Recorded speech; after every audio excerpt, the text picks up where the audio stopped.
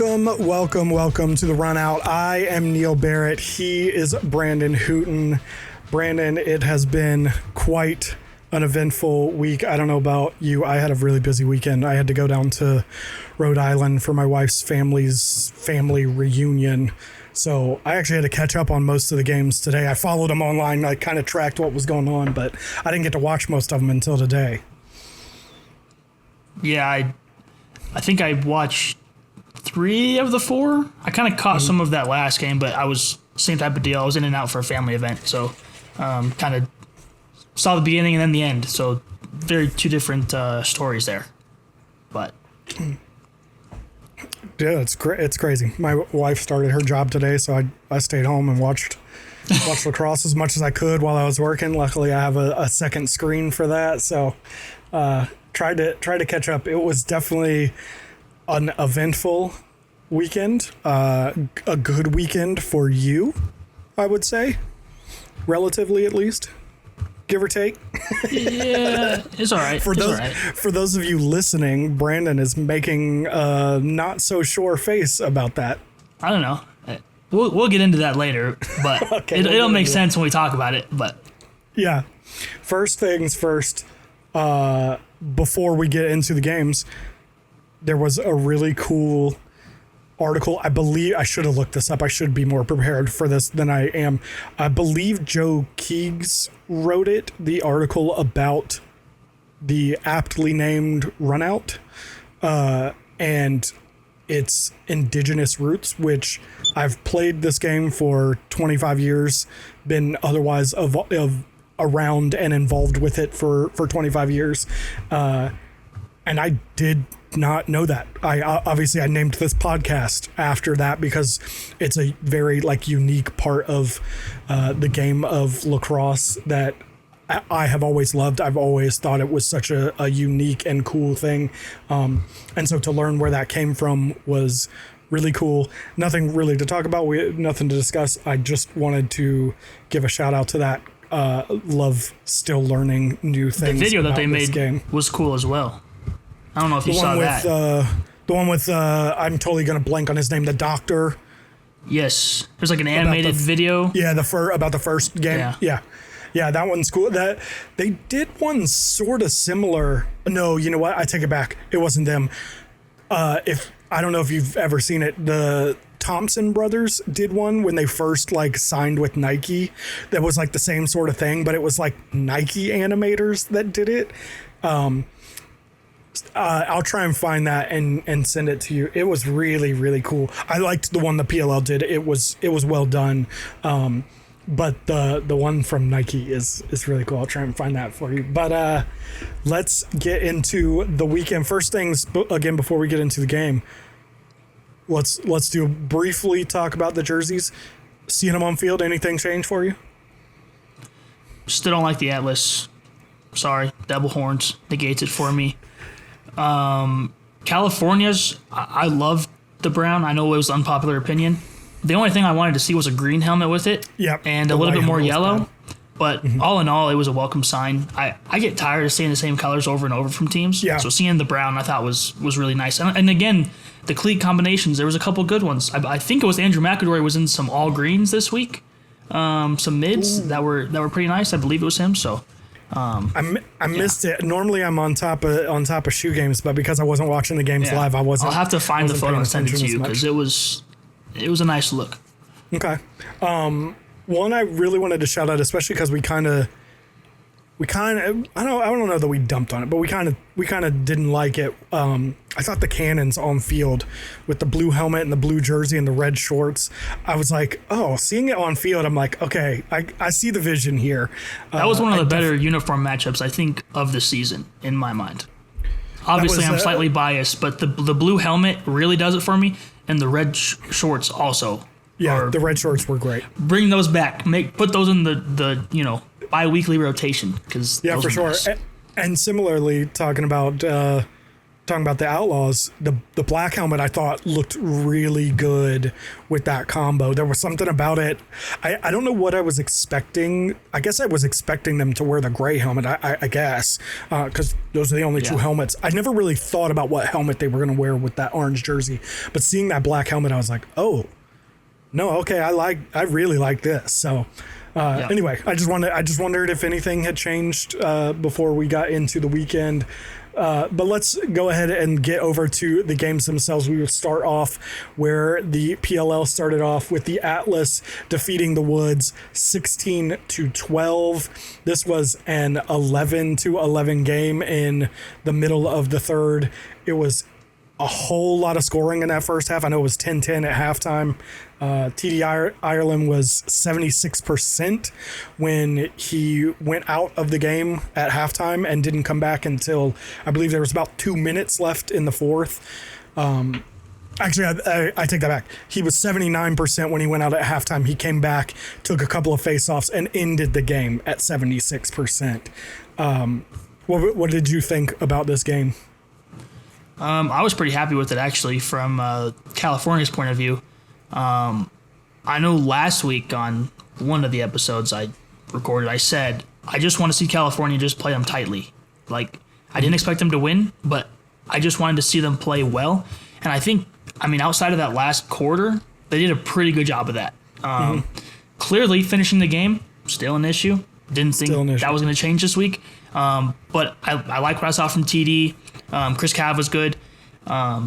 Chase Erlin as well, only 50%, but 15 saves. Like, I'm never going to be upset when you're going 50% at that rate. And, Connor Schellenberger had 7 points. The quietest 7 points I think you could probably have with just 7 assists. Like, it's insane how much talent they have. And I tweeted out as well, Jeff Teat finally breaks the curse of off and on games, back-to-back 5-point weeks. So that's a welcome sign as well. Yeah, no, Shelly's 7 points was crazy because, that game was 11-11, I think, and then he assisted on 5 straight goals for the Atlas, and all of a sudden it went from 11-11 to 16-11 like that, and like you said, it was quiet, but then there was that one stretch where he just kind of exploded and made the difference. I'm with you. TD was great. Obviously, he missed a decent chunk of time, and some people tried to say that they'd have won without. If he stays in the game, they would have won. I don't think that's the case. They were 1 for 14 shooting in the second half. They had, I think it was 4 or 5 turnovers in the fourth quarter. They made a lot of mistakes down the stretch that it wouldn't have mattered if TD was in and winning faceoffs. It's the same thing that we talked about last week. They cannot seem to close out games at all. Doesn't really matter who they're playing or how well they're playing. They are just doing it. I'm like you though. I think Chase Erlin, while I don't know that he has maybe the heights of a Brett Dobson or a Blaze Reardon or anything, he's turning into a fairly consistent 50% kind of guy. So I think if you can count on him to be a 50% guy and you can get some good stuff out of TD Erlin, which they did both of those in this game, they have the talent. It's just, for whatever reason, they just cannot seem to close out games. And I don't feel like Liam Intamin really had a very good game. He finished at 56%, but we talk about a quiet game. Like, it didn't feel like that to me. It didn't feel like he was, stealing saves or anything. They just didn't get a whole lot out of that offense in the second half. In the first half, they did pretty well, but then it just kind of like went dead. Yeah, the Woods would be really good at hockey, playing 3 periods, because it's truly astonishing. Just I don't know what they need to do, but 2 goals in the second half is just, especially when like you're playing a top team in the league and you have them, I don't want to say on the ropes because there's still a whole half to play, but like you're in the fight, like you're not getting knocked down, like you're swinging back, and then out of nowhere that fourth quarter comes and it's just like a train just hit them, and it was like, this is over, and that happens repeatedly, and like I think like you're saying, Chase Erlin's doing what he can in his first year starting. He's not going to give you very much more than that right now. So the offense has to help him out a little bit, and I don't think getting more possessions is going to change that when you're 1 for 14 shooting, like in the second half. You got to get at least a couple more in there. Yeah, well, and they to be fair, let me amend something. I think they were 2 for like 15 in the second half. I think what I heard was 1 for 14, but then they ultimately scored after that with like a minute 48 left or whatever. Yeah. So they were at least 2 for 15. So let me at least give them that slight credit. Also, we definitely need a t-shirt that says that the Redwoods are the best hockey team in the PLL, because that is incredible. I don't know if that is something that you have heard before or you just came up with that right now. I just came up with that on the spot because it keeps happening. Perfect. Like perfect. They would win the Stanley Cup hands down. Oh, yeah. How about that? They beat the Panthers right now. Throw them out there on the ice. The California Redwoods are the 2025 Stanley Cup champions. Yeah. Unfortunately, they're playing lacrosse. One thing I thought was really interesting was how much Andrew McAdory, when the one thing about the TD Erlin going out that I did think was pretty impactful was that Andrew McAdory started taking faceoffs. He won a few. Which he won a few. He did fairly well. He mucked it up and got in there. But that also seemed to be a problem for their offense because they rely so heavily on him to dodge and initiate and like create stuff that he's now taking face-offs, playing defense, running full width of the field. Like he just was gassed. And then another thing I think down the stretch was that those turnovers that I talked about, the 4, 5, 6, whatever it was in the fourth quarter, it was a lot in the fourth quarter, meant they were playing so much defense that Atlas just had their way the last 10 minutes of that fourth quarter because that defense was just so good. They would do everything right, get the stop, pick up the ball, and not even get it to midfield before they turned it over, and it was coming right back at them. And they just played so much defense. They looked exhausted. Yeah. And it would be interesting to see this game again in a few weeks. California's got some work to do to make the playoffs, but if this was a quarterfinal game, I think it'd be really interesting to see what. Of course, the Redwoods again, they gotta play a fourth quarter, but if they can do that, I think this would be a really fun game. Yep.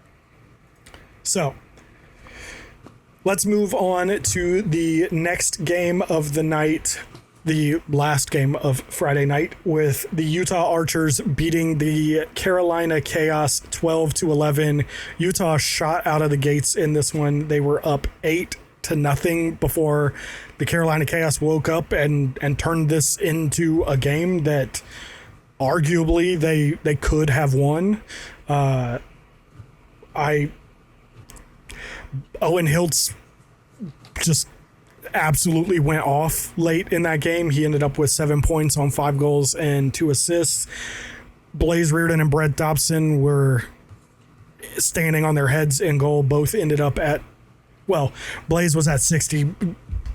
Brett Dobson is technically at 61%. But right there with it, Jake Naso didn't look a whole lot better. Did look maybe slightly better, but not a whole lot better. Justin Ignacio continued being kind of a revelation at the faceoff dot. But I think the big story here still is the Archers and that offense and just being so bad for no reason. The highest Archers point scorer in this game was Mason Woodward. And really, That's rough. He lost Carolina the game with the 2-pointers. I mean, if you're looking at just scores, not points, Right. Carolina outscored Utah 11-10. Mm-hmm. So you give up those 2-pointers to Mason Woodward, and it's like all of a sudden you lost the game. And I think, again, a game where your goalie is going 60% generally should win 9 out of 10 times, 99 out of 100. Obviously, both these guys went 60%, so it's a little bit skewed, but it's just like you're getting everything you can really out of your defense outside of those twos.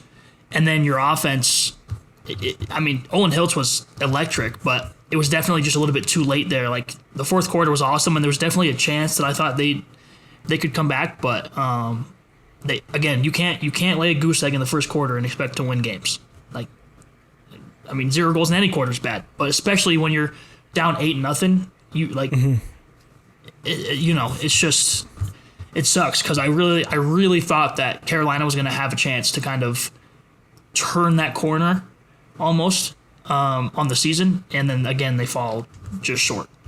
Yeah, it's another game where they dug themselves a big hole and did a great job getting themselves out of it, but just ultimately fell just a little bit short and couldn't quite get over the hurdle. But 3 goals in the second half from the Archers is just rough. And I mean, none of the guys you would expect did much of anything in this game. Connor Fields and Grant Ament each had 2 points, and that's about as good as it got from their kind of offensive stalwarts. Sam King once again led the way. Yeah, Sam King continues. He should not be the leader dude on that offense, and yet here he is again. I mean, nice of Connor Fields to get a couple goals, but I just need more. Like, there has to be more, especially like this weekend's going to be massive for them with 2 games, and if they don't show up, like, their season's done. As much as we say, Carolina Chaos have got to stop getting into such a hole that they have to dig themselves out of, the same thing can also be said about the Archers. You're up 8-0 and end up winning by a goal. Like, you're clinging to life on that goal. On that 1-goal victory, you scored 3 goals in the second half with this roster, this firepower that you have on this roster. It just it doesn't make any sense. It defies the reality of it. Like, I just don't. Yet again, another week where we're like, I just don't understand this Archers team. Even though they won, even though they probably let off the gas a little bit and kind of coasted a little bit, like, it just doesn't make any sense. And like you said, they got 2 games this week, and if they got 2 games at home and in a very probably one of the best pro home team crowds that you're gonna get. There's just they need to win both of these games. I'm not saying it's game over if they don't, but they need to win both of these games. I think if they drop both, it is over. You think it's over if they don't win both games? I think if they drop to 3 and that'll be 6 at that point. Like, you're.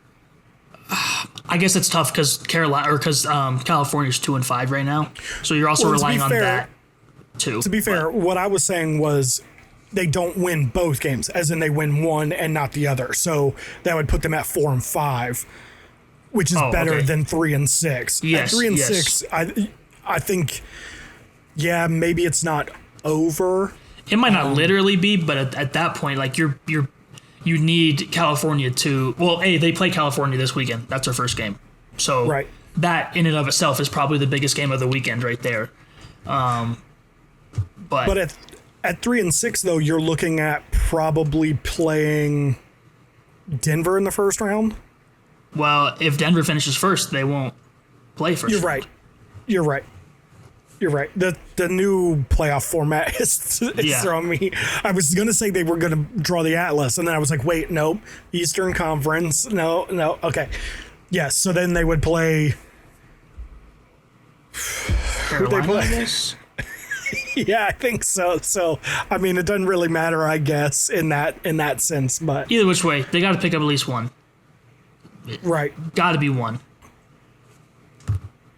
Yeah. No, I think their best shot is that California game, and if they can get something out of the Denver game, then great.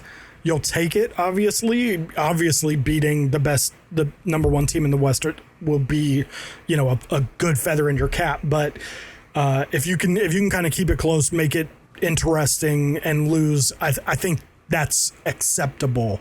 But you really need to beat this California team for sure and establish yourself as that playoff team. And then, man, California loses though. I mean, I told everybody preseason that I didn't think Joe Spallina was going to end up with Joey Spallina on his roster, because as a GM, he was going to do everything he could do to not be in the position to draft Joey. And now I look like a giant idiot. I mean, because here we are, just a few weeks from Joey Spallina being a California Redwood. Yep. But let's move on to the Saturday games, where we will start with your Denver Outlaws playing the Boston Cannons in what is arguably the game of the season. I don't know what else is up there off the top of my head, but depends what you value. In my head, I don't love ultra high scoring games in general. I prefer to see a mix of defense being played, which there was none of that in this game. So for me, I didn't love it, which is why earlier I gave one of these back and forths, because I like, it was the flashy goals from the Outlaws were awesome, but to me this still felt like a loss. And if I'm the Outlaws, I'm treating it like a loss. I've said recently that streaks come to an end at some point, and I was wondering whether it was going to be this week or against a team that they should, quote unquote, beat. To me, this didn't feel like a win. It felt like they did just enough to get the W on paper, but they've got to improve. 6 goals allowed in the first quarter is ridiculous.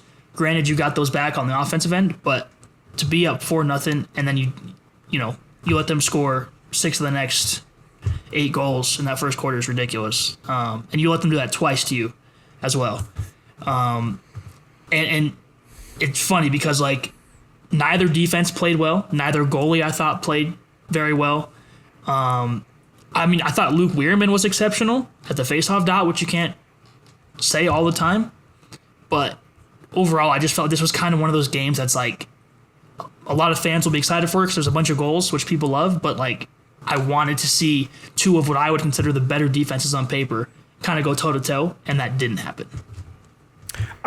I find that is often the case, though, when you have 2 good defenses. For whatever reason, and this is like across sports, you have 2 really good defenses to play each other, and everyone's like expecting this great defensive battle, and it ends up being this like high-scoring affair that makes no sense. The one thing I'll say to hopefully make you feel maybe slightly better is, I think we all thought that the Cannons, despite their record, are one of the better teams in this league this year. Absolutely. And I think going into it, I know it may not have necessarily played out with the runs and stuff the way that you would hope, but I think if going into it you said, hey, you're going to win a tight, close game, 18-17 against one of the best teams in the league, I think you'd take it. I think you'd say, Luke Weirman's going to look really good. Pat Kavanaugh's really most of the Taforaton line is going to look really good. I think you'd have taken it, and I think you'd have been fairly happy with that going into it. I understand maybe it didn't play out exactly the way you would have hoped, but I didn't really see it so much as bad defense. I thought on both sides, guys were balling out, and I think that was most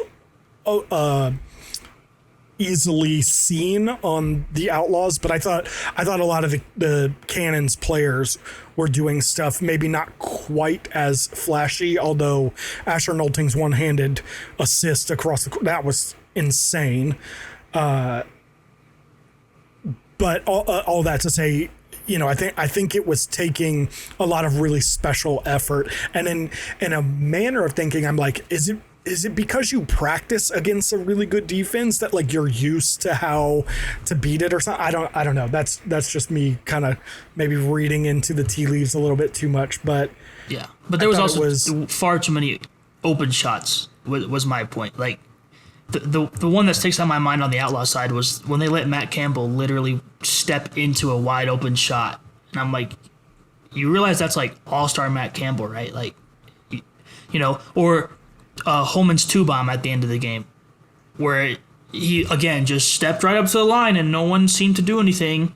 I totally understand what you're saying as far as like these are all great players, and so they're used to playing against a good defense in practice and whatnot. But like there was just sometimes that like another one, Asher, I think it was Asher, finds Marcus in the middle of the defense. There's 3 Outlaws defenders standing literally in a half circle around him, and they all just happen to lose him.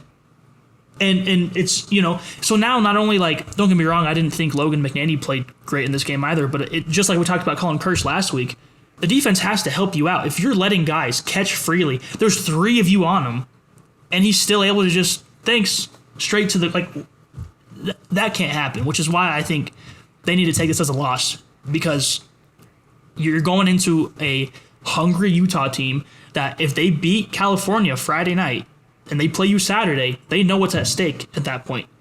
And, I think by my count, the Outlaws need, 2 wins to secure number 1 seed, I believe. And if you give Utah that chance to come back in, that's going to be an issue. Because Utah, despite their record, despite their problems this year, are still a very good team on paper that can and will take advantage of any, flaws that you may have. Yeah. One of the big notes to come out of this game was the rules about challenging. The Boston Cannons used their 2 challenges early in the game. I believe they got both of them right. Only one. They lost the first one. Did they lose? Oh, that's right. I do remember that now.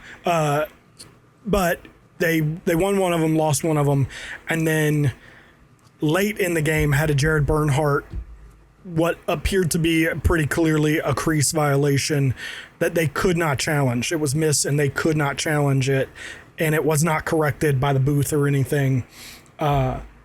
Wondering what you thought about that. I don't think it's what cost them the game at all. I've seen a few people say that, not many, but I've seen a few people say that. I don't think that's the case. To that point, Luke Weirman scored a goofy goal against Colin Kirsch that should have been saved, and if was saved, we're looking at a tie game even with the Jared Bernhardt goal. So, all that to say, there are lots of individual plays, but I did see a lot of questions just about the overall process, even if it didn't ultimately cost a game or whatever. In this situation, just about the process of challenging and how it should be fixed or amended, and I just wondered what you thought about that. Well, every scoring play should be reviewed. The NFL's been doing this for years, and it works great. Every single time there's a score, there needs to be a booth review. And there's going to be the crowd that says, it slows the game down. It really doesn't, because you got people watching the game on the tablet right there anyway. They can easily say, hey, yes, clear, or hey, maybe we need you to come look at this, Maddie. And if that's the case, it slows down the game slightly, but at least you got it right. So that's what it should be overall. As far as like people saying like this lost them the game, I could name you a bunch of single plays that should have won either team the game. Logan McNaney at one point had a similar save like Kirsch did, and it rolled right behind him. if that actually gets saved, different game. When Pat Cav got literally slashed by Jeff Traynor in the neck, correct me if I'm wrong, there wasn't a flag there. No, that should be a 2-minute. Like, do the Outlaws score another goal there, and then all of a sudden that's a different outcome as well? So, like, I'm not going to go back and forth on this, like, you know, oh, look at this play, it cost them the game. And even Brian Holman after the fact said, that's not why we lost. Like, they were, like you're saying, there's so many opportunities that you missed that you have to look it's a 1-goal game. You have to look internally at that point. It wasn't like you lost by, you know, a whole bunch of goals. Like, so it's easy to say, like, this is the one play, but that said, it should be reviewed. It should have been taken off the board. I don't know how you missed that. It wasn't even like his foot was, like, on the line. It was like he was in the crease. So yeah. To your earlier point, though, about the time it takes, I agree with you that it should work that way. But I think the PLL has shown fairly consistently they don't have the best replay systems in place. Replays often take a lot longer than they should. They often, especially around clock issues, they cannot see. We're in year 7, and I think in every single year we've been like, hey, clock issues are a big problem for this league, and the amount of time it takes to fix clock issues is a big problem for this league. So I agree with you that it shouldn't take much time. I am not sure that in practice it actually would not take much time, which might be part of the issue. Well, I can't speak to that. That's on them to. That, yes, and I would say in year 7, like, how is this still an issue? Like, people want to say I don't got nothing bad to say about the PLL. Clock issues is atrocious, and in very simple ways that should be fixed. We're not talking about like mistakes that just kind of happen that are just kind of like human error or things like that. We're talking like things that should not be happening in year 7 of this league that still consistently and regularly happen. So one more note before we get off of this game. Actually, I got a second thing. First, this was Jules Henningberg's first game of the season after being cut by the Carolina Chaos in the preseason. I thought he looked fairly good. He had a goal and assist for 2 points, but 2-point goals, 3 points. Oh, you're right. That was the 2 because Kyle Harrison had that really funny tweet about how Jules had been in the gym while he was down because he didn't have that range beforehand. So 3 points, not bad, but I also thought he did a really good job of kind of controlling from the midfield and stuff. And then Will Manny was back for his first game since I'm pretty sure it was week 1. He started week 1 and then was out. Yep. I'm assuming that means whatever was going on with his family is good to go now, and hopefully he is back more often. I am a little curious what you thought about Will Manny. He didn't have statistically the best game, but I did like where he was like taking up. I thought he was helping Marcus Holman a lot. But I'm wondering, with the whole Coulter Mackesy, how you would balance that out. I don't know. I thought Will was fine in this game. I think he had a bigger Mike Manley on him that made it more difficult than it normally, would be. I think he did fine for like the role that he's intending to play. Mm-hmm. If I was making the decision, I'd probably lean to Coulter, just because I don't know that one is considerably better than the other. So I'm going to kind of go with the younger get him some experience. I think that they're off this week and then they have their homecoming. I do think when they split that and have one play Friday, one play Saturday, which would be smart. But I just don't know that one is like definitively like helping their offense more than the other necessarily. I think this one's skewed because they had 17 points in this game, so you could be like, well, look, they scored a season high when he's in the lineup. But I don't really have a preference. What I find really interesting is like, why can't we get both of them on the field? Well, who are you taking out to do that, though? I mean, not Asher, not Marcus, not Matt Campbell, not Drenner. Are you taking Kirst? Or are you going to take Mick Kelly, Jules? I mean, I feel like we just named several. Which several, though? To me, there was only two you can even consider. And that's Jules and Mick. I'd be fine with Kirst, too. I don't know about that one.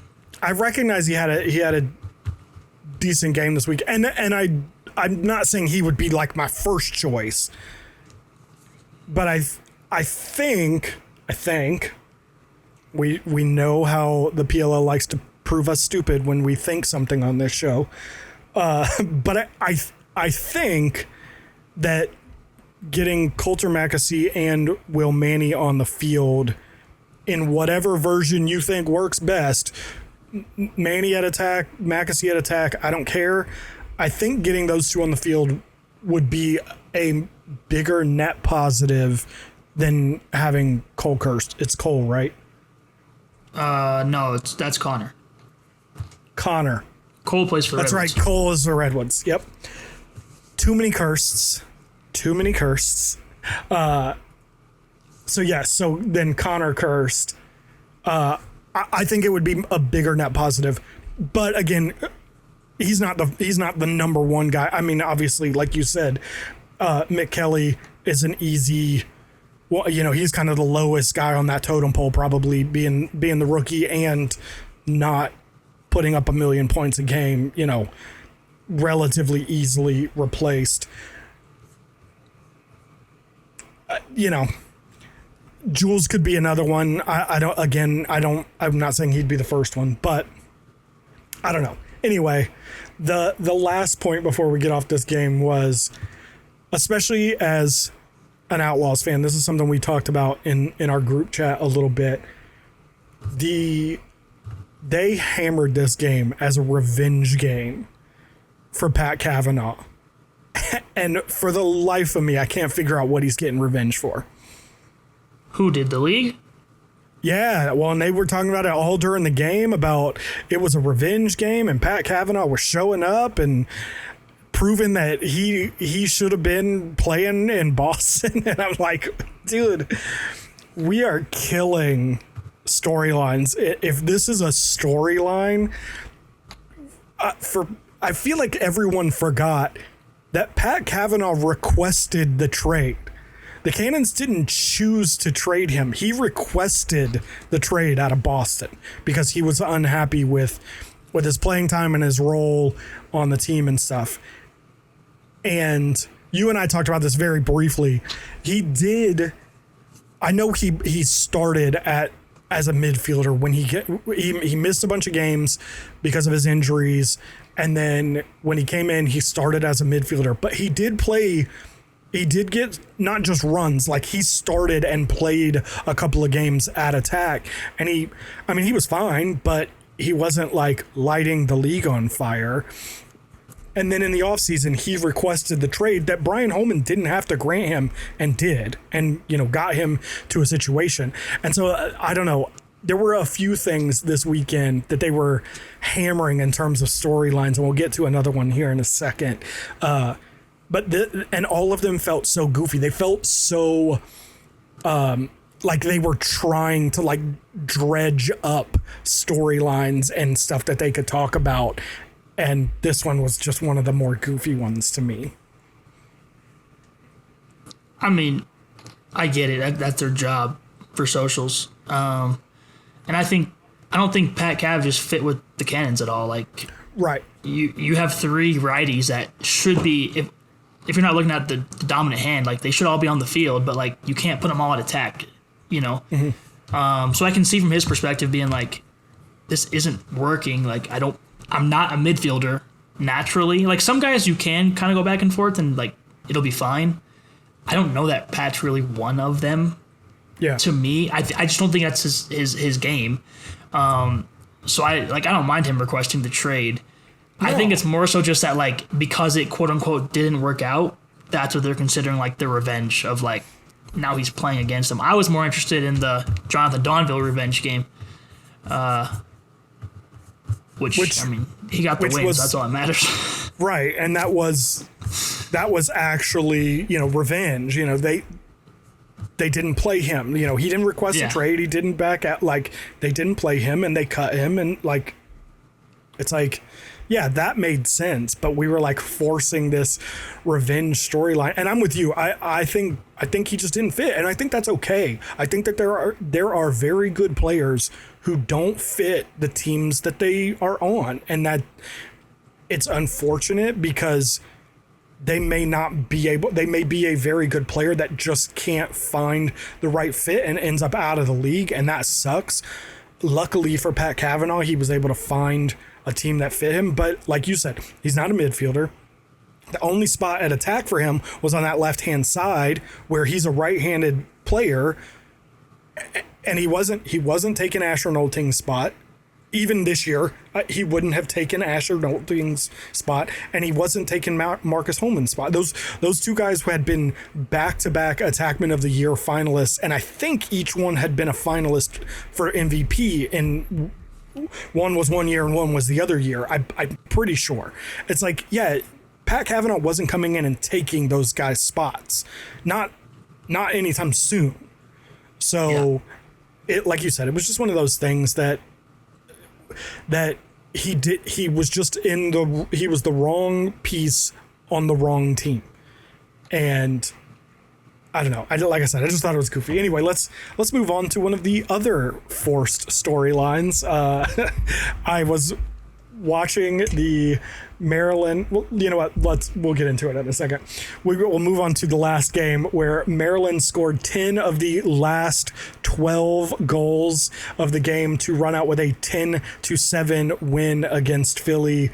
This game was just so bizarre. It started with Michael Sowers just doing whatever he wanted and scoring the first 4 goals of the game, and then pretty much nothing from Philly after that. They scored a couple of goals, but like it was like, oh yeah, they're doing whatever they want, and then just like, nope, no, they're not anymore. Yeah, defensively the Whips stepped up. We said it last week. Emmett Carroll, I think they have their guy. I hope so. For the foreseeable future. I mean, he looked real good to me. And I just think they kind of like just locked in. Matt Brandow had a great game. TJ Malone as well. Revenge game. And I think we're seeing like you see the MVP impact Michael Sowers has of like, if you're shutting him off, like it's hard for the team to maybe continue to go. And I'm not gonna like, put that in writing and be like, oh, all you have to do is stop Michael Sowers, because they have a lot of killers over there that can dominate a game. I'm just saying, I do think like it was he finished with 4 points, right? And those happened all in the first, I guess second technically, but basically the first quarter, and then it was nothing. And I thought Alex Stathakis did okay for going against Nardella, generally speaking, and then DeLuca was great too. It was just once that ball started going down the hill for Maryland, it was just like you can't stop it. And like I said to you earlier, like I caught the first quarter, or the first and fourth quarter, and it was like, what is happening? Like this should have been like a 12-0 game, and all of a sudden it's tied and whatnot. So good on Maryland for. I didn't see anyone that picked them except for Maryland fans. So credit to them, because this is, truly insane. This is the second time that they've surprised me this year. Well, to that point, we have talked repeatedly about RP3, and before you were a part of the show, I had a whole conversation about how I didn't like the trade. I didn't think that was the right place for him to land. I thought that it was going completely against what they had started to build. And I think this game showed what this offense should have been this whole time. even dragging around Matt Rambo's dead weight, they still showcased TJ Malone, Brad Smith, Matt Brandow, all of these guys, and how good and fast and quick and like well oiled this machine offense can be, and should have probably been all season, but they disrupted everything for RP3. And like I said last week, I don't think RP3 was the problem. I think there is a role for RP3 in this league. I just don't think this was the team for it. So, you know,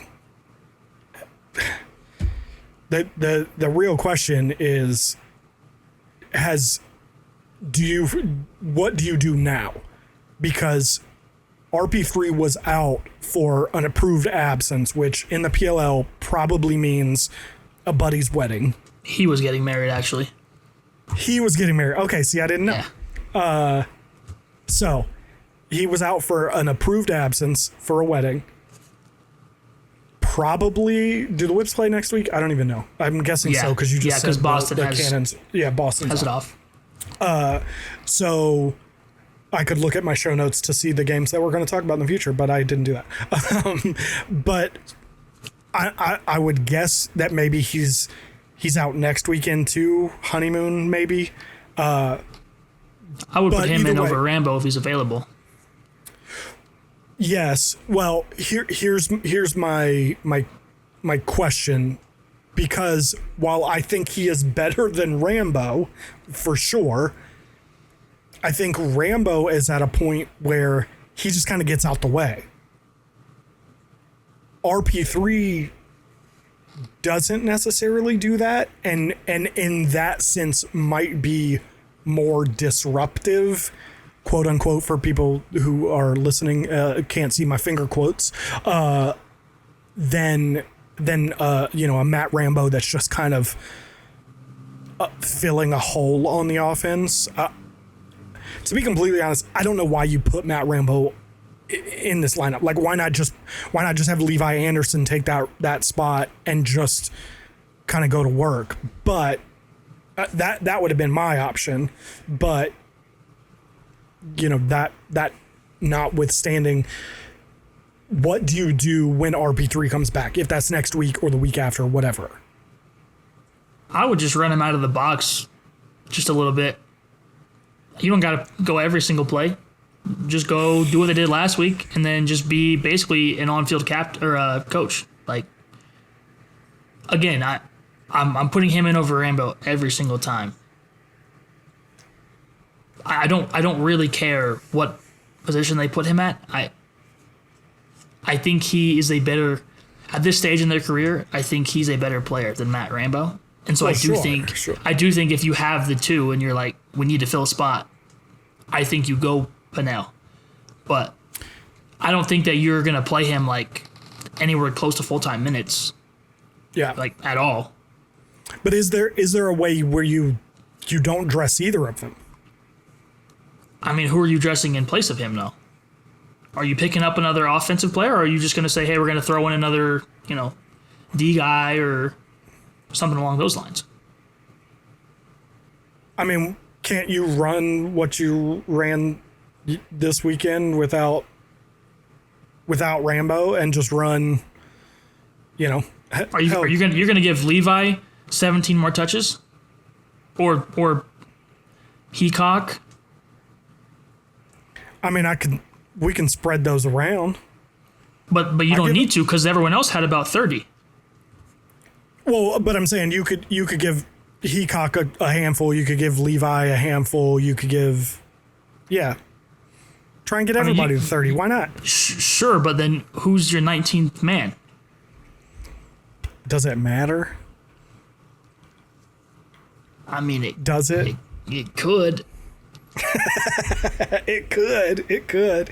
I mean, there's a few fun player pool guys. I'm just saying. I don't know. I think they stick with what they have right now. Maybe go find you the next Jonathan Domville or something. I don't know. Yeah, that's not going to happen because the Outlaws take all of them. All the premier guys go to the Denver. All right, but before we move on for this game, we have to get into the elephant in the room, and that is CJ Kirst making his first appearance in the PLL, and it was rather forgettable for him. I mean, what we should have expected. He hasn't played in 2.5 months. Well, and this was part of my argument as to why I would leave that attack line alone. And I'm not saying that, they lost because they played CJ at attack, but I do feel like that attack looked unbalanced. And when the shift happened and they started shutting down Michael Sowers, it felt like they just really didn't know what to do with the ball and where to go and how to work things out. And that was one of my big issues with CJ coming in because he hasn't had a stick in his hand. His hand's been broken and in a cast. He has not had a stick in his hand for over 6 weeks.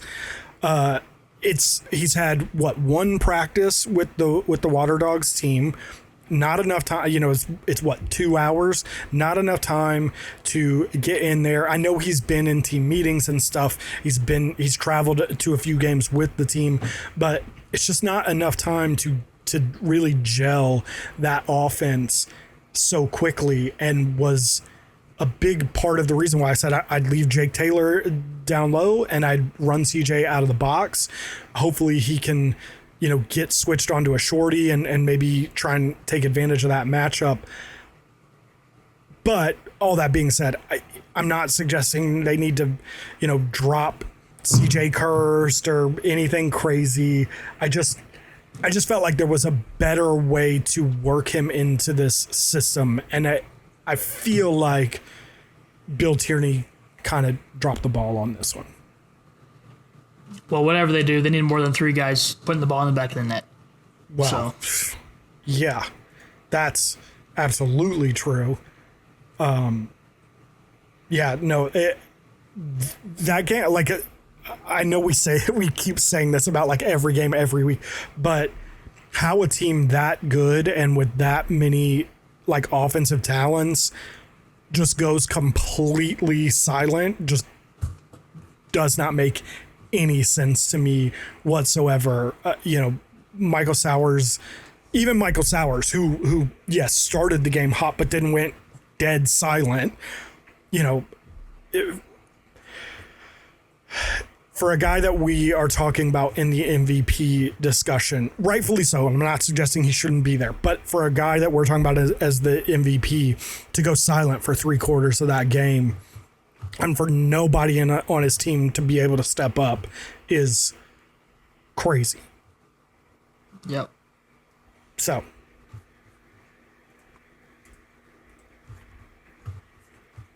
that leads me to our next question. Coming off of that Whips Water Dogs game, Maryland is currently by goal differential sitting in 4th place.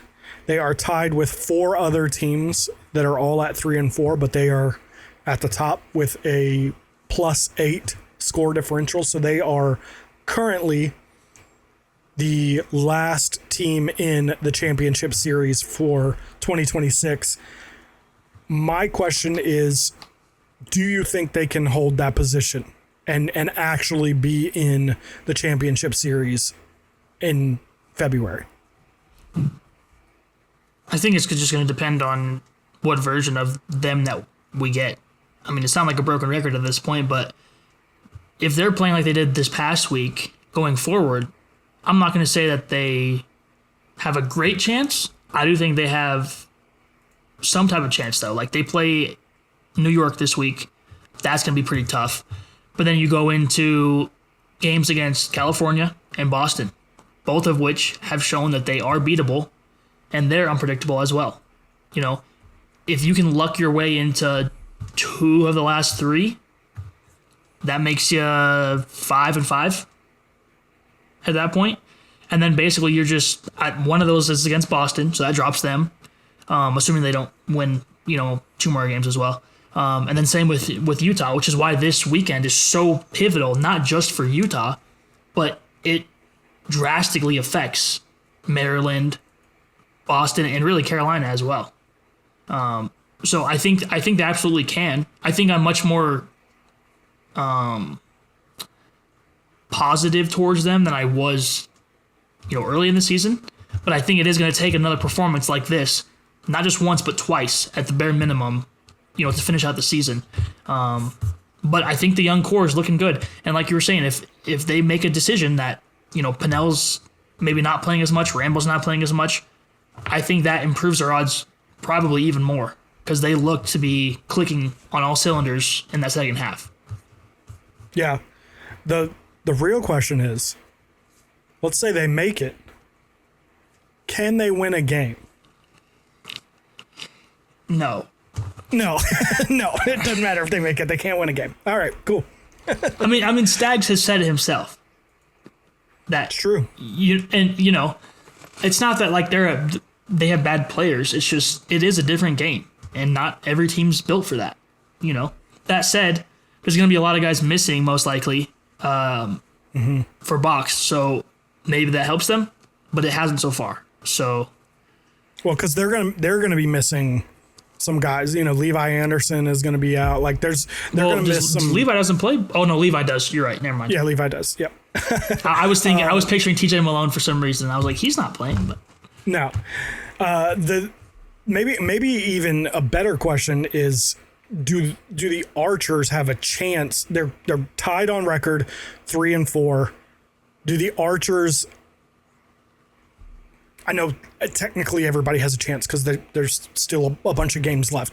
In your mind, do you see a way for the Archers to actually realistically beat them to that 4th spot? We're not talking about playoffs. We're talking about championship series. Yeah, but Maryland has to lose by a lot, and Utah has to win by a lot. Because, there's a 16 goal differential between the two of them. So even if both teams go 2-1, or 1-2, whatever. Like if they're tied on record, like Utah's going to have to overtake them in the score differential category, which right now doesn't seem super likely. Considering they play 2 teams this weekend that are going to play them tough, and they're not going to lose by 3 or 4 goals. You know what I mean? So can they? Yes. Will they? This is what's so baffling to me about this Archers team. As good as that offense is, and we know all those names and how they can fill the goal up, they have 69 goals on the season, which is, the only team below 70. Yeah, the Carolina Chaos have 73, and they got beat by 14 in a game. Yep. Like, I feel like I can't even put into words like how not good this offense has been for no reason. Carolina, if Carolina was the lowest scoring team in the league, you'd be like, okay, like I kind of get it. Like they don't have those pieces, whatever. But the fact that this 2-time defending champion Archers offense has scored 4 goals less than this Carolina Chaos offense that's held together with double bubble and chicken wire is like, how is that possible? It doesn't make any sense. And thank God for that defense, because otherwise, they're bottom of the league by far, if not for their defense and Brett Thompson. So, yep. Speaking of Carolina's offense, the next question that I have for you is, does Owen Hiltz have a legitimate chance at winning the Rookie of the Year? He currently averages more points per game than any other rookie. He has 17 points on 12 goals and 5 assists, which is, I believe, let me see real quick. I believe that's like 4th for rookies. Let me double check maybe it might be 5th actually. On points? Yeah. He's sixth. For rookies. Technically, he's tied. Technically, he's tied for fourth. Technically, not tied for fourth, but he. I can only see the top 6, and there's 3 guys ahead of him tied for third, so he's fourth. Okay.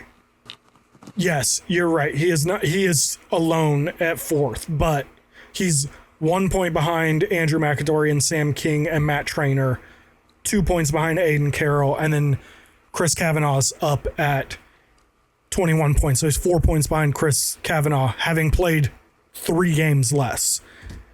So, with all of that being said, and of course he only played 4 games because he had visa issues and wasn't able to come across the border and play.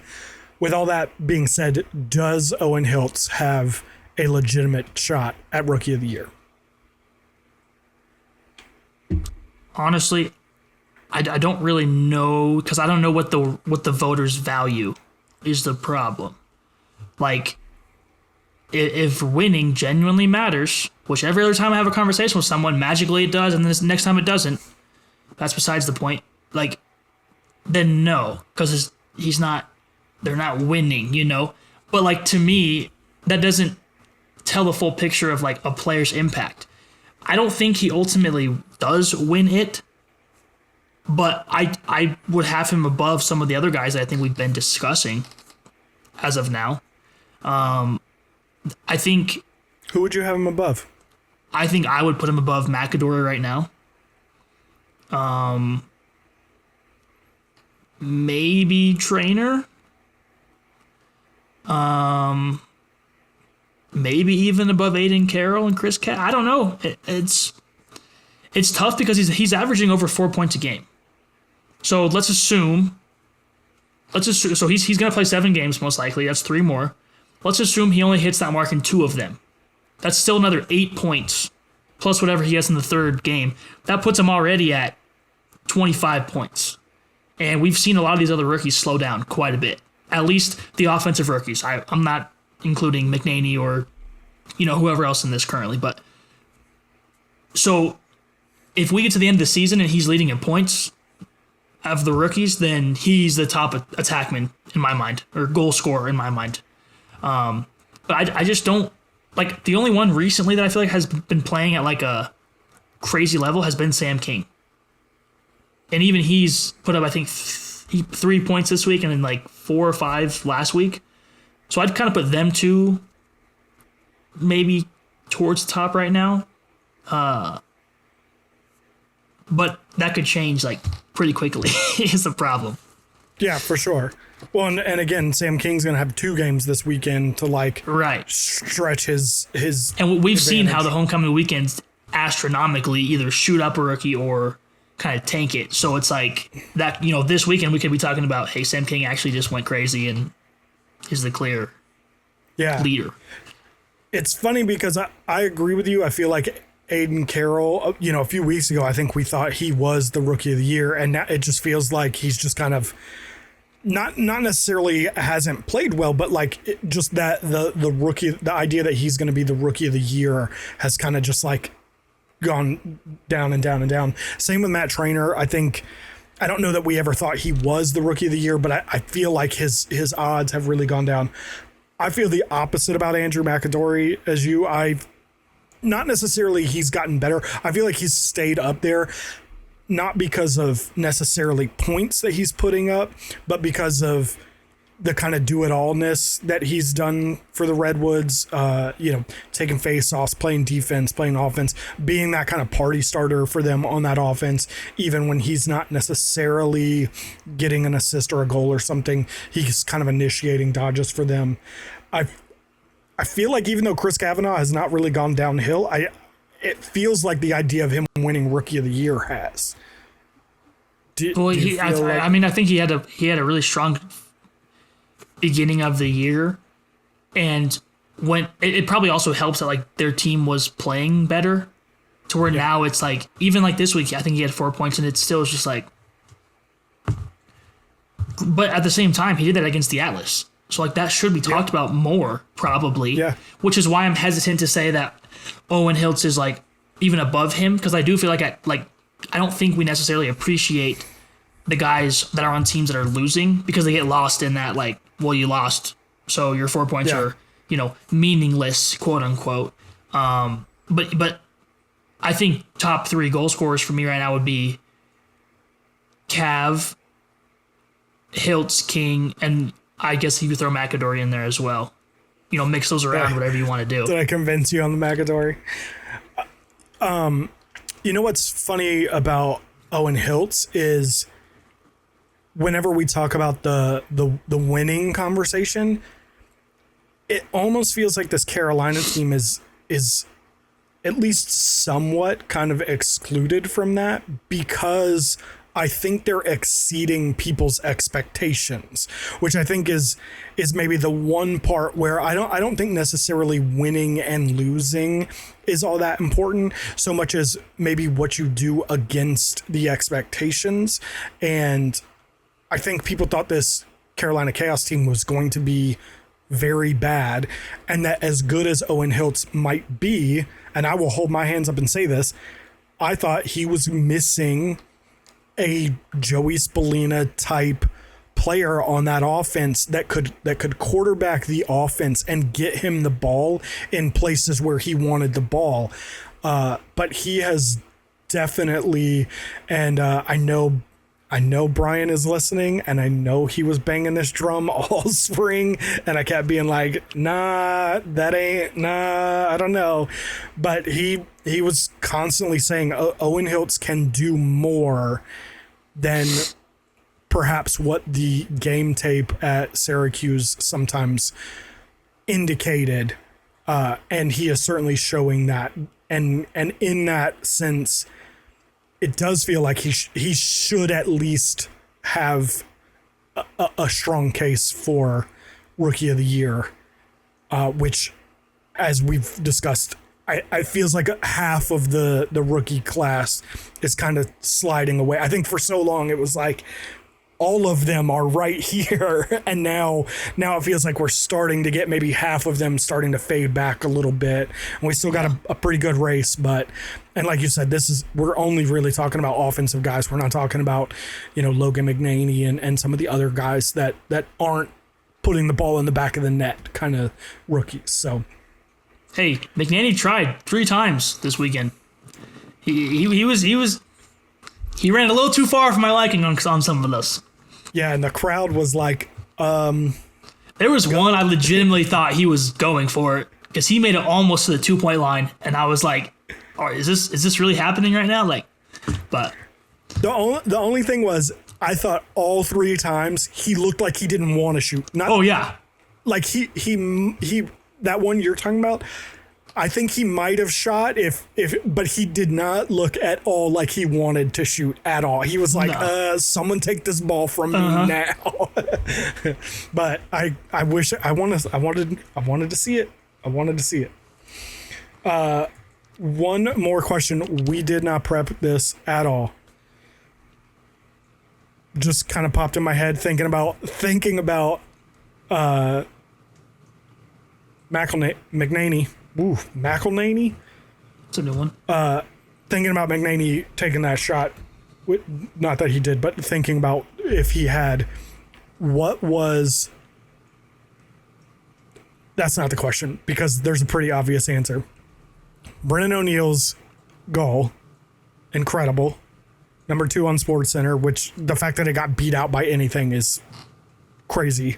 Not that the number 1 play, I don't know if you saw it, that the football catch, did you see it? I was arguing that that's the only play that I would be okay with it.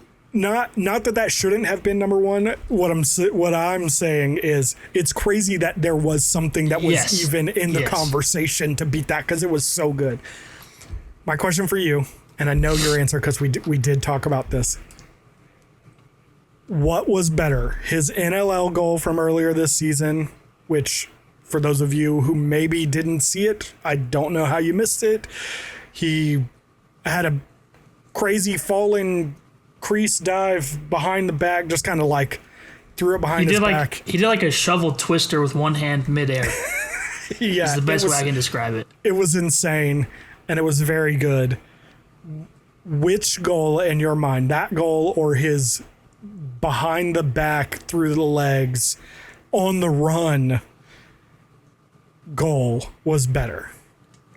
I think the one in box was better because he had to beat his defender in tight space, jump mid-air on a goalie that's taken up like the entire cage, and literally I can't even fathom how he like twisted his hand to keep the ball and also like not break his wrist and still flick it in.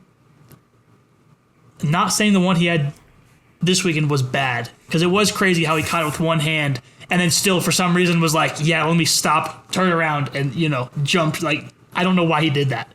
It was awesome. But, like, I have more faith in him redoing that than I do him diving across the crease, doing a one-handed shovel twister thing.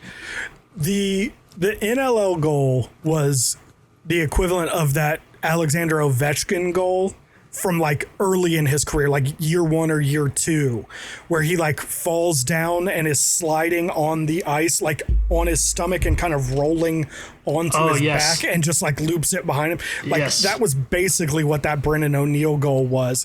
And I think you're right in terms of repeatability. He could do that. He could do that 100 times and he'd never repeat it. Not saying he wouldn't make a goal, but he would never do the way he did on that play the way he did it.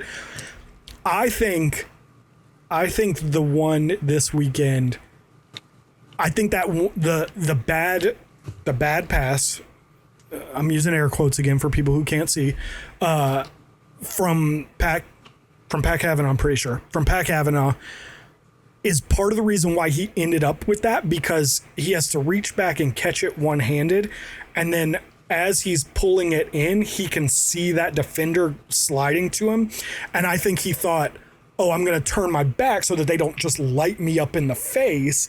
And then he was like, well, how am I going to get this shot off? So I don't think it was as I didn't have to do it, but I did it anyway, as some people were claiming. Like, I think there was actually some thought process, but it was also like 100% instinctual as well, of just like, oh crap, here's this guy, like, oh, and just kind of like making it happen. I thought for sure he was going to one-hand it off the catch and just, yes, because we've seen him do that type of thing before. So that's what was crazy to me, was he literally caught it and was like, all right. Like, it just insane. I was trying to think of, I don't think I've ever seen anyone on the run. Like, we've seen like Connor Fields's kind of from the backside on the run, but I don't think we've ever seen anyone like turn their back and shoot it on the run like that. That was crazy. But ultimately, I think you're right. I think the NLL goal, just the repeatability of it's just more difficult. We're talking like gymnastics level of difficulty was a 10 on that one, and on the PLL one it was like a 9.7, you know, like. And I think like he's, to my knowledge, not played box really all that much before. So like to me it's like, for him to attempt that and like his first real action at the pro level is kind of crazy. Whereas like what he did this weekend, I have no doubt he's going to try something like that again. 100%. You know what I'm saying? Like even some of his behind the back goals, I'm like, why are you trying this? Like the one he had this weekend too, in traffic. I'm like, how? I don't understand how his mind works to, in the moment, think of those things. That's one of the craziest things for me as a kid who grew up in the early 2000s playing this game. The thing, like, you'll see like Diggs tape and me and like Brian Knows Lax and stuff we'll talk about all the time, is those kinds of thoughts don't even enter my mind. Like I would never catch it in some of these positions and think, oh, I'm just gonna wrap it around. Did you see that? Talking about crazy goals, did you see the Joey Spallina goal? Oh yeah, the one hand quick behind the back flick around the world. Yeah, like. If I had caught that ball, my thought would have been, okay, well, I can't score from here. I'm going to turn around. We're going to loop it around. I'm going to settle the ball and we're going to play offense. That's the way that it was like ingrained in that early kind of 2000s when I was growing up. That's one of the reasons why Mikey Powell was so crazy, because he could do these things that we were just like, what in the world is happening here? And same thing with Lyle. Even by the time Lyle, showed up at Albany, it was still kind of ingrained in you that, like, this is how you play and stuff. And so some of the stuff that Lyle was doing. But now these kids, they grew up and they watched Lyle, and then they watched Ryder Garnsey, and they watch Brennan O'Neill now. And it's like, oh yeah, anything I do in my backyard, I'll do in a game. And I'm like, I can't even imagine being at a place where I even thought of some of the things that people are pulling off on a somewhat regular basis. And I think that we should talk more about how that is not normal, even though it happens somewhat regularly now. It's still not normal. It's still not, it's still incredible.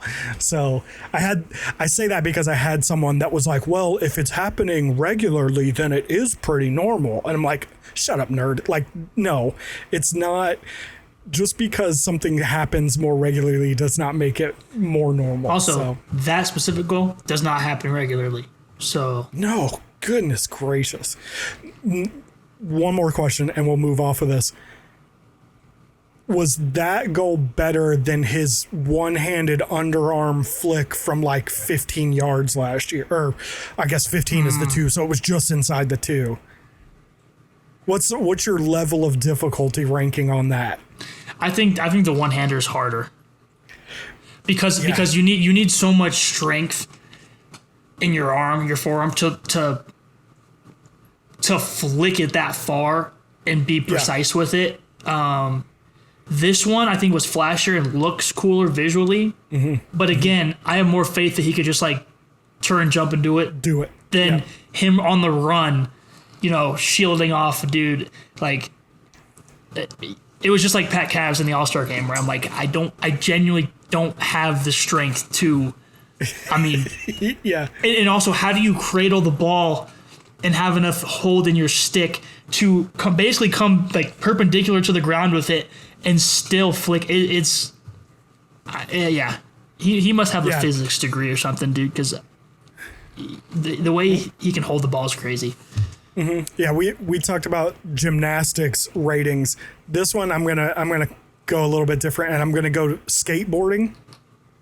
And this one reminded me of, you ever watched like a really technical skateboarding trick?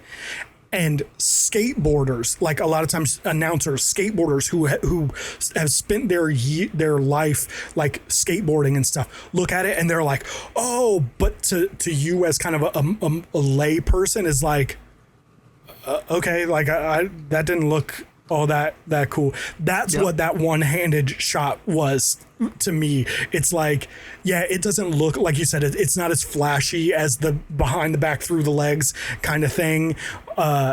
That's clearly way flashier, and to the lay person, I think looks much more difficult. But no way, that one-handed on the run like that from that distance too. We've seen Ryder Garnsey's scored goals like that and stuff. I think Lyle scored some goals, but usually from 5-ish yards. He was at like 12, 13 and just launched that thing. And you're like you said, how do you have the wrist strength for that? That's insane. So, all right, let's move on to the games in Salt Lake City this weekend. Like we mentioned earlier, Utah's win against Carolina sets up a massive weekend for them. So we are starting with their first game of the weekend. They are playing the California Redwoods. How do you see this game going? Either way, I don't know. This one I'm legitimately probably going to flip a coin on, just because like last week I picked against Utah because I needed them to prove it to me that they can actually play some winning lacrosse. They did that. Wasn't pretty, but they did it. Last year they played California and Utah, and they won. So I do think the home field is legit home field here. I think there are some cities that maybe it's not quite to that level yet, but Utah is not one of them. They are very pro archers. The crowd will be all in orange, and I think that will kind of propel them. But I also kind of think California's due for one at the same time. So I don't know. I guess I lean Utah with the home field, but it's like, I don't know. Yeah, no, I think I'm taking Utah. I feel pretty comfortable in it. I think they're gonna have that home crowd. They're going to have they're gonna have a home crowd that like we said earlier, is one of like the most pro home team crowds that you're gonna get at a PLL event. I think they're going to want to prove something, and I think again we've talked about, California has difficulty closing out games, and I think they are going to end up winning this game.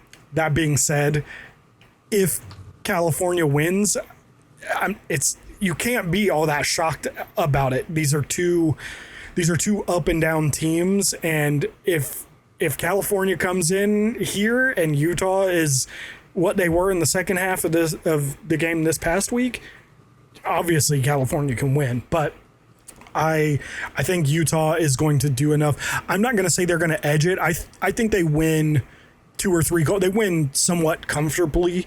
But again, California could just totally blow that away. But let's move on to the second game of the weekend, where the Maryland Whipsnakes will take on the New York Atlas. Any chance you're giving to Maryland? I'll give them some chance. Some how much? What's the percent of chance you're giving them? 15. 15. Okay, that I thought you were going to say like 2. So 15 is a sizable amount. Because like I said with the Outlaws last week, I think streaks come to an end at some point. In this specific league, I think they happen to come against teams you probably wouldn't expect. And I think the battle of Nardella and Baptiste will be very good, but Nardella has kind of bested Baptiste this year. And if they can capitalize off of those extra possessions, I think they can kind of, push New York a little bit. Not enough to where, like, I think they're going to win. I still think the Atlas probably pull it out because they are the better team. But I liked what I saw from Maryland last week with the fight. And I think if they can really figure out the young core doing it and not relying on having an RP3 there or a Rambo even in the offense necessarily. And Emmett Carroll, the other thing too, has played really well. He's only had one game this year that I feel like was bad, and that was his first game. So, yeah. Granted, this is a massive test. This is probably the biggest test he's had aside from the Outlaws 2 weeks ago. Because you're facing a former MVP, you're facing one of the MVP favorites for this year, and then you also have guys like Xander Dixon and Costapile who can also make it tough on you. So if Carroll can find a way to just play his best game of the year, I think they have a slight chance, but keyword is slight. Yeah, I think you're absolutely right. If the young guns are running the show on the offense and Emmett Carroll can do his thing, I'm with you. I think Joe Nardella probably does do his thing regardless of what anyone else on the field is doing. I think he's always done fairly well against Trevor. It just is he's just kind of been one of Trevor's Achilles heels. So I imagine that I see no reason why that changes. That will almost definitely be in place if they can, get a good decent amount out of the young guys, regardless of whether or not RP3 and or Rambo aren't playing, whether they're in attack or running out of the box or whatever. Who cares? If they can, we talked about it a couple weeks ago. Even with RP3 in the back, their best games with him in were when TJ Malone and Levi Anderson and that young core, Aiden Carroll, those guys were the ones that were really doing the heavy lifting on the offensive end. So I think if they have those pieces, they can win this game, but I think the Atlas are just on top of everything right now, and barring Jeff Teat returning to his on again off again thing and kind of doing nothing, I think they have too much to overcome for Maryland, and it's more about the Atlas than it is about the Whip Snakes at this point in the season. So let's move on to the third game, CJ Kirst's second game against the Carolina Chaos. Will his second game be better than his first game? Individually? I mean, probably. You can answer that. He probably gets a point. Team-wise, I mean, it depends because they're 3-0 when Wardell starts. He had a bad game last game that he played for him, but they're 3-0. Do you think he starts this week? I think he does. I also said that early in the year I thought they were going to alternate every other game. And then at some point, Dylan Ward played back-to-back, and that kind of messed it up. But can I ask why you think he is going to play? Just only because Matt DeLuca was in no way bad this past weekend. No. But they don't He finished win. with 64%. So I hear you that they didn't win. Well, hang on. Not just this game. Like, they're undefeated when Dylan Ward starts. So there's something there that is a disconnect. If we're going off of, like, numbers, then yes, it should be DeLuca. But again, based on their pattern of flip-flopping, it should be Dylan Ward's turn. And then the following week would be Matt DeLuca. To that point, they won when Dylan Ward had 4 saves and was at, what, 27% or whatever? 26%. Which is why I'm saying he played bad, but they won. Matt DeLuca had 16 saves for 64%, and they lost. Yeah.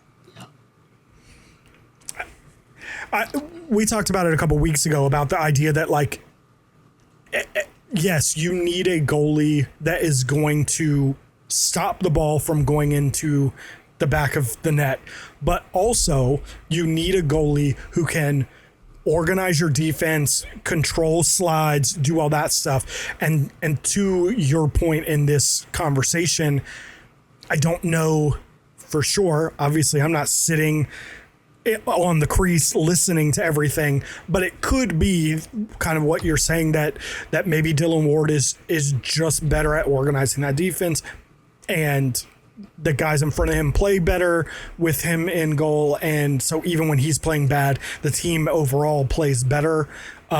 Which I think is what it is. I still think they probably should start DeLuca every game, as sad as that makes me feel. But there's something to be said for they're finding a way to win when one of them is playing, and they're not when the other's playing. So whether we like it or not, there's a disconnect somewhere. And against a team like Carolina, who maybe doesn't have the star power on offense necessarily, you have to wonder if you start Dylan Ward to kind of get that confidence better after a tough game. Because clearly DeLuca, I think, has had numerous games this year with 60+%. I believe he saved 60 against the Outlaws as well. So like he's already there. Like, you know, you're going to probably get around that every game. And maybe you're saving DeLuca for the playoffs as well.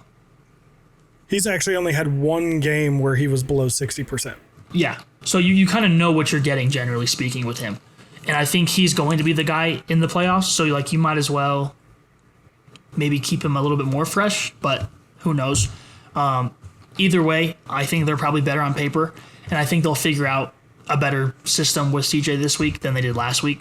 So I lean their direction.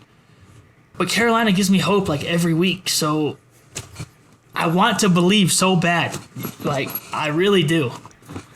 They are the Ted Lasso of the PLL, and that the 14-point loss to Maryland aside, every week you think they're not going to do it, and the game is, again, the 14-point loss aside, every other game they have been right there in, very close. A few balls go the other way, and they could have won those games. So, yeah, I'm going to go Philly. I think, kind of like I said, against the Atlas, I think it's more about where they are than where Carolina is. I'm not going to be all that shocked if Carolina wins, but they don't tend to do a whole lot of games in a row very well, and that streak might just run out a little bit. That being said, Owen Hiltz and Blaze Reardon are probably going to keep them right there in this game, and it's going to be closer than perhaps it should.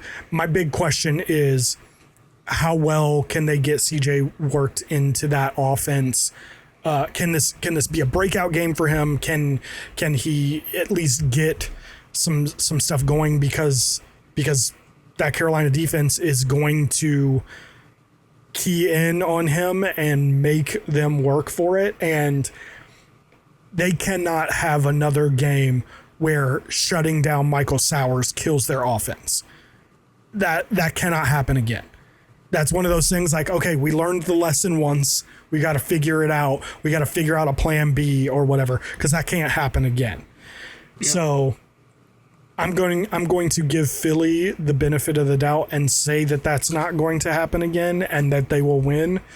But in this league, anything's possible. Let's move on to the final game of the weekend, where your Denver Outlaws will take on their hated rivals and the Utah Archers. At least if you believe Dre. Are you not one of those people that hates Utah?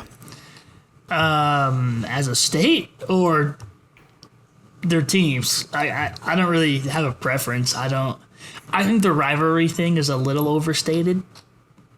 Is it because Utah's not been good enough to be a rival? No, I just think we have 8 teams. I don't think that because we made 3-team or 4-team conferences that now all of a sudden there's like this like massive rivalry. The only reason that I think Dre says that is because they're like next to each other. Well, Dre hates Utah in all things. Well, see, and I can't speak to why he hates the state. I know why DJ hates the state. I don't know why Dre hates the state. but of all the teams, yeah, I guess it is a rivalry, but like to date, they've killed us every time. So, but regardless, revenge game. Theme of the episode: revenge game. Yes. Technically, they're going for revenge because the boys already did their thing against them this year once. So, yeah, but can you do it in Utah? I mean, last year we couldn't, but this year, this is the year. We didn't have JB10 last year. We didn't have Pat Cav last year. We didn't have Zach Geddes last year. We didn't have Logan McNaney last year. Tell JB10 to keep his big fat toes out of the crease this week, and maybe you guys will actually comfortably win a game. Hey, however we win it, that's all I want. I do think they win this game though, just because I think the day before's game with Utah and California will be pretty physically demanding on them. And again, like we've said all year, their offense hasn't been up to par. Mm-hmm. If they can do that and play well and still win games, like, cool. But I don't think that they can luck into that twice in a weekend. So just because of that. And I also think, too, I think McNaney and the defense bounced back this week. It was only a matter of time until they had a bad game, in my mind, and I think they got that out of the way. So, and they have to play well because they're playing against Dauber and Hasek, and so you have to play well. And I think they ultimately probably do that, which would be cool because last year it was just like to see them sweep and beat the Outlaws. It was like, man, That sucked. Yeah, I think you brought up the key to this game, and that is that it's the second of Denver's games this weekend. If these two games were flipped, maybe. I think they'd have a better chance, but still, it'd be uphill battle. Yeah, I mean, when you think about the fact that they already lost to Denver this season when neither team had a back-to-back, I think right now you would say that Denver is the better team, and so it was always going to be an uphill battle for Utah to win this game.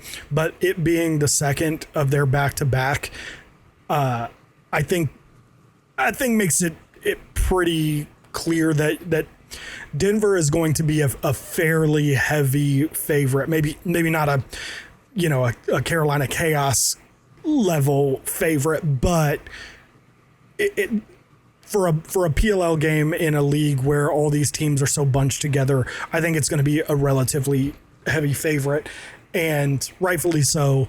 And I want to give Utah some benefit of the doubt and try to give them some way that they can win this game. I just don't know what it is. Yep.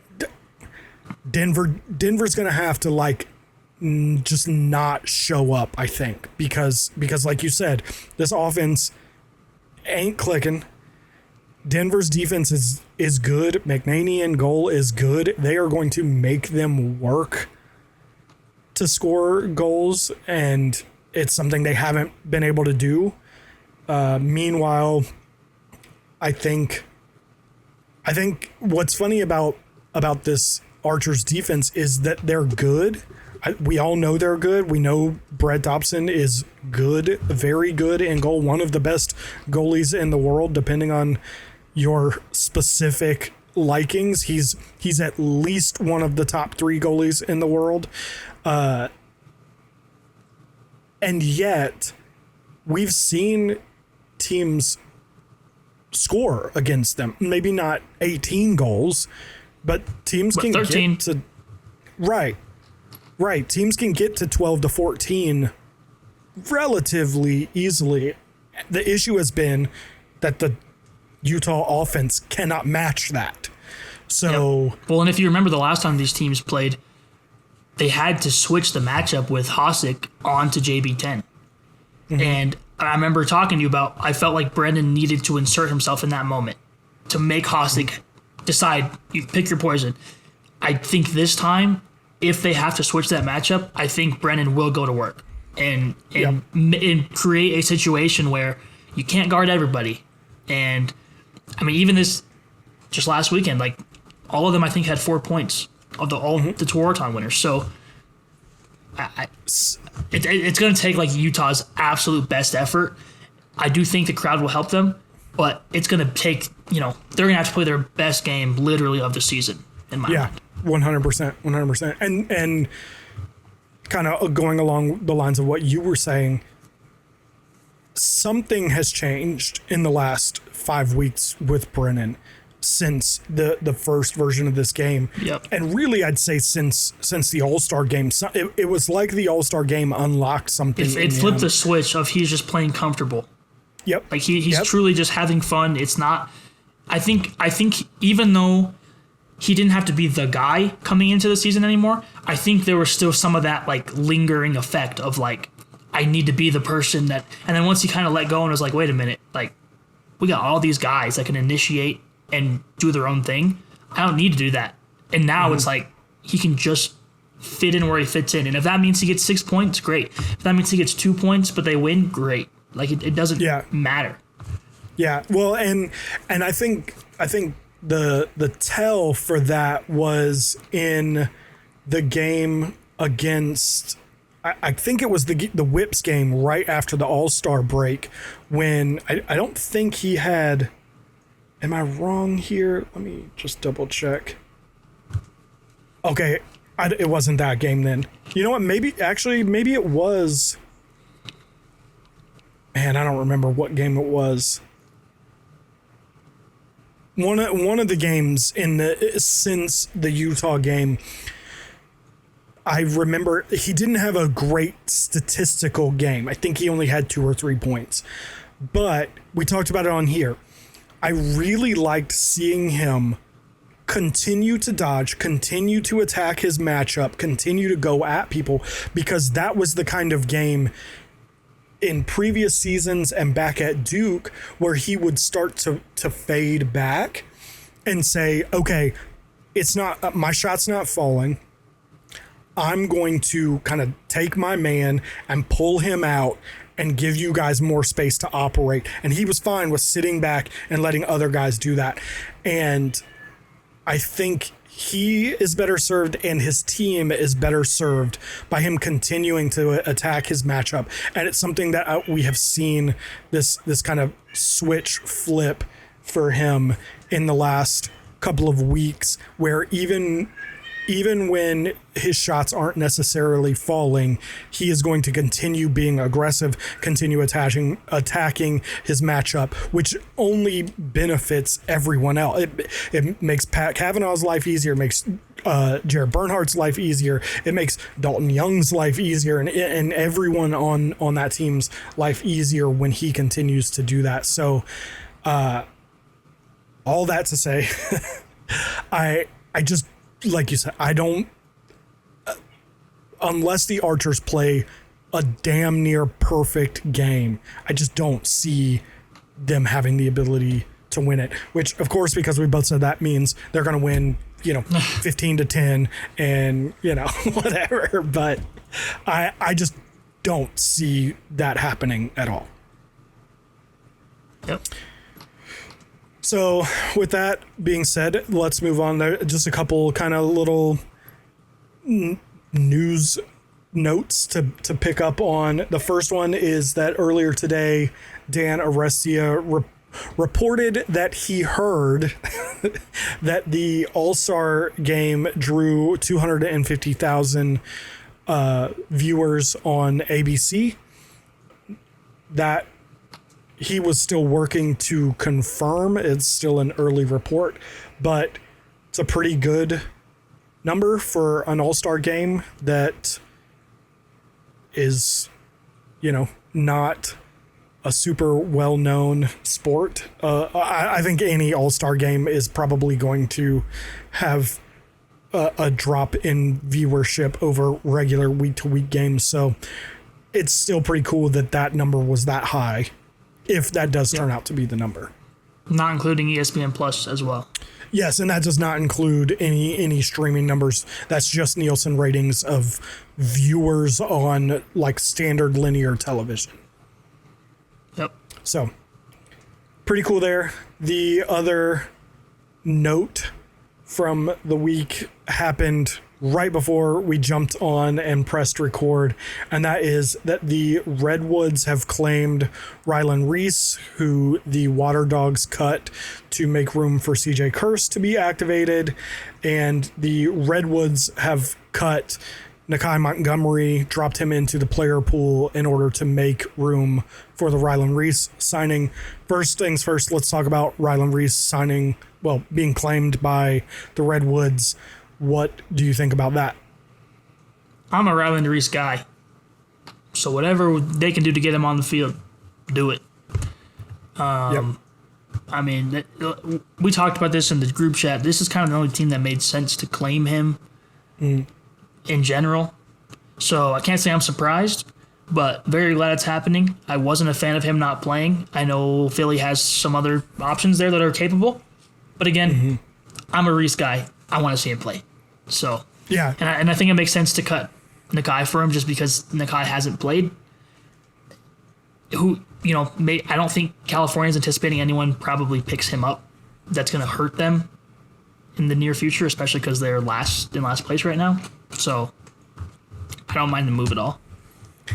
Yeah, I love the Rylan Reese pickup. I don't want to say that I was shocked they cut him because, it kind of makes sense when you look at their roster and the guys that are playing and stuff. He was just kind of the odd man out, kind of like we talked about with Pat Cavanaugh in Boston. Like the roster as it's made up right now just didn't have room for him. and it's not a reflection on him as a talent or as a player.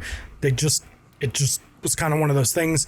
But he's a great player, and this, like you said, the Redwoods make so much sense for him, and they got a stud. So hopefully he helps them pick it up, but maybe not too much. And then Nakai, I like as a player. I think he is good, and I think he still has space in the PLL for him to play for somebody. I'm not sure he gets picked up this year, though. I think he's a Champ Series pickup, personally. I could see that. I could see him being a Champ Series pickup. Maybe Carolina. They're the only ones that I could really think of off the top of my head that could maybe pick him up. I don't even know that they necessarily need to pick him up. My only thought was they could potentially pick him up and just see if he can produce anything offensively from the midfield. I know lots of people tend to think of him as a two-way player. I'm not sure that's his best position. I know he can play some defense. I still kind of feel like his best position is as an offensive midfielder. I would not be surprised to see him on a team somewhere next year, though. It just feels like at this point in the season, everyone's kind of settled in. You're looking at maybe more disruption than is really worth at this point in the season. So I'm just not sure that he gets picked up. That being said, I wasn't sure Jules was going to get picked up this year, and he did. So maybe somebody makes a move now that he's... Because the thing about picking him up off of the Redwoods was that if you sign him away, you have to play him that week. And this would give a team more freedom to maybe sign him, bring him out to a practice or something, get him mixed in and see, but I'm just not sure that it happens. But with that all being said, we are going to wrap up the show. That is it for this week. As always, if you enjoyed the show, if you had fun, liked what you heard, please like, comment, share with a friend that likes lacrosse or is getting into lacrosse, whatever that happens to be. You can find me at I am Neil Barrett on both Instagram and Twitter. Brandon is at Hoot Sports Media on both Instagram and Twitter. I'm really glad that you wrote that down on the screen, because I'm not sure I would have said it as cleanly if I wasn't able to read it. But anything going on this week worth talking about? Nope. I go out to Utah Friday morning, and oh, that's right. You're going to the games. Hanging out with some Rough Riders out there, so it should be a good time. That does sound like fun. I wish I could go to Utah. That would be a really fun one. It's pretty sweet. Just really far from like everything, which sucks. But yeah, that's another conversation for another day. Yeah, for sure. So, with all of that being said, we are going to get out of here. As always, we'll catch you in the comments.